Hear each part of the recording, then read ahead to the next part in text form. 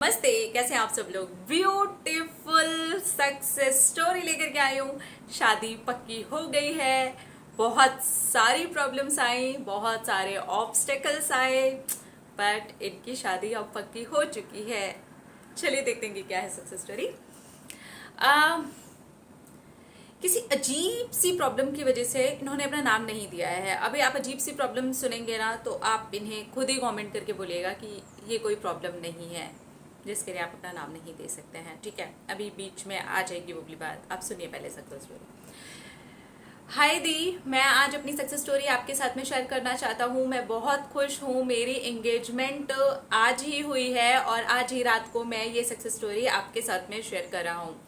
अपनी और अपनी पार्टनर की फोटो भी मैं आपके साथ में शेयर कर रहा हूँ, लेकिन इसे आप दूसरों के साथ में मत शेयर कीजिएगा। ठीक है, नहीं करेंगे। बहुत ज़्यादा प्रॉब्लम्स देखी हम दोनों के रिश्ते ने, लेकिन हम दोनों एक दूसरे से बहुत ज़्यादा प्यार करते थे। मेरी जो जाति है बहुत ज़्यादा ही निचली है। इतनी निचली है कि मैंने बचपन से बहुत ज़्यादा ही तकलीफ़ें देखी हैं। मेरी फैमिली ने भी बहुत प्रॉब्लम्स देखी हैं, लेकिन मेरी किस्मत ने मुझे एक ऊंची जाति की लड़की से मिलवा दिया और उसको भी मुझसे बहुत ज़्यादा प्यार हो गया। मैं अपनी जाति की वजह से बिल्कुल नहीं चाहता कि आप मेरा नाम शेयर करें। जाति उस इंसान की सबसे बड़ी हो जाती है डियर, जो इंसान अच्छा होता है। और आप बहुत बड़ी जाति के इंसान हैं, तो ये बिल्कुल आप अपने मन से निकाल दीजिए कि जात पात कुछ भी होता है।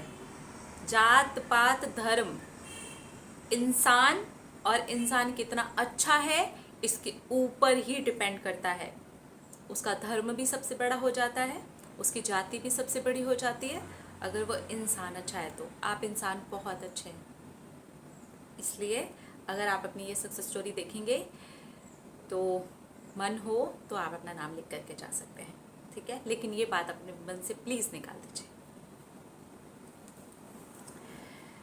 मेरे घर में बहुत ज़्यादा पूजा पाठ होता है। हम बहुत ही पूजा पाठ वाले लोग हैं और मैं कर्मा को बहुत मानता हूँ। उसकी फैमिली ने सीधा मना कर दिया था कि चाहे कुछ भी हो जाए, हम तुम्हारी शादी इस घर के अंदर नहीं करवा सकते। यहाँ तक कि मैं उनके घर 2 बार गया हूँ। उन्होंने मेरे को जो पानी पीने का ग्लास दिया था वो मेरे सामने ही बाहर फेंक दिया था। वो इतना ज़्यादा जाति पाति को मानते हैं। वो ब्राह्मण फैमिली की लड़की है और मुझे ये समझ में नहीं आया कि ईश्वर ने हम दोनों को क्यों मिलवाया था। मेरे सामने जब उन्होंने ग्लास फेंका तो मैं बहुत ज़्यादा रोया और फिर ये डिसाइड कर लिया कि ऐसी जाति के लोग बड़े नहीं हो सकते हैं। लेकिन उसके बाद में मेरी गर्लफ्रेंड ने मुझसे बहुत प्यार से कहा कि मैं ये सब कुछ नहीं मानती हूँ, मैं तो तुम्हारे साथ झूठा भी खा लेती हूँ, मैं नहीं मानती हूँ, लेकिन मेरे पेरेंट्स मानते हैं, मैं कुछ नहीं कर सकती हूँ और मैं भाग करके शादी नहीं करने वाले लड़कों में से हूँ। इसलिए हम दोनों ने ये डिसाइड किया कि हम दोनों शादी ही नहीं करेंगे। हम दोनों ही इंजीनियरिंग कर रहे हैं। बस सिर्फ एक कास्ट इशू ही ऐसा इशू था जो हम दोनों की शादी के बीच में आ गया था, लेकिन हमने अपने परिवार के अगेंस्ट जा करके शादी नहीं करने का ही फैसला किया था। मेरी फैमिली को कोई भी प्रॉब्लम नहीं थी, लेकिन मेरी फैमिली को ये लग रहा था कि वो बड़ी जाति के लोग हैं, ये सब कुछ अच्छा नहीं है और हम लोगों को भी इस तरीके से शादी नहीं करनी चाहिए। इसलिए मेरे पेरेंट्स भी मुझे कन्विंस कर रहे थे। लेकिन मुझको ऐसा लगा कि जब लड़की अच्छी है और वो मुझसे प्यार करती है, मैं भी उससे प्यार करता हूँ, तो कोई बात नहीं, ये जीवन हम ऐसे ही जिएंगे। कितने प्यारे लोग हो यार आप दोनों। ये जीवन हम ऐसे ही जिएंगे। लेकिन कहानी में ट्विस्ट आया। मैंने आपका वीडियो देखा, लेकिन उस समय तक माइंड में ये था कि शादी नहीं होगी, हम दोनों ऐसे ही रहेंगे। हम दोनों एक दूसरे से बहुत प्यार करते हैं और बिना शादी के भी रह सकते हैं। इसलिए आपका जब वीडियो देखा तब सिर्फ और सिर्फ चेक करने के लिए मैंने वो टेक्निक की। मैंने उसके पेरेंट्स को लव वाइब्रेशन भेजे और अफर्म करना शुरू कर दिया। मैंने अपनी गर्लफ्रेंड को भी बोला कि तुम भी अपने मम्मी और पापा को लव वाइब्रेशन भेजो, देखते हैं अगर इसका कुछ रिजल्ट आता है तो।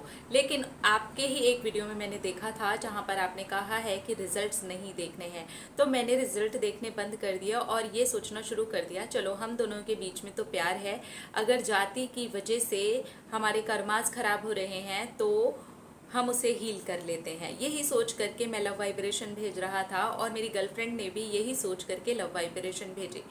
इतनी कट्टर फैमिली के जो सबसे बुजुर्ग हैं उनके दादाजी, उन्होंने कहा लड़की जहाँ खुश है वहीं पर शादी कर दो। ये बात उसके पेरेंट्स को बिल्कुल भी पसंद नहीं आई और उसके ख़ानदान में हजम नहीं होने वाली बात थी। लेकिन उसके दादाजी अड़ गए, जो कि उसकी फैमिली के सबसे बुज़ुर्ग इंसान हैं, और उसके पेरेंट्स को कहीं ना कहीं ऐसा लगा कि ये सही बोल रहे हैं, लड़की की खुशी जहाँ पर है वहीं पर उसकी शादी कर दो। अगर हमने कोई लड़का पसंद किया और वो उसके साथ खुश ना रही तो हम अपने आप को ज़िंदगी भर माफ़ नहीं कर सकेंगे।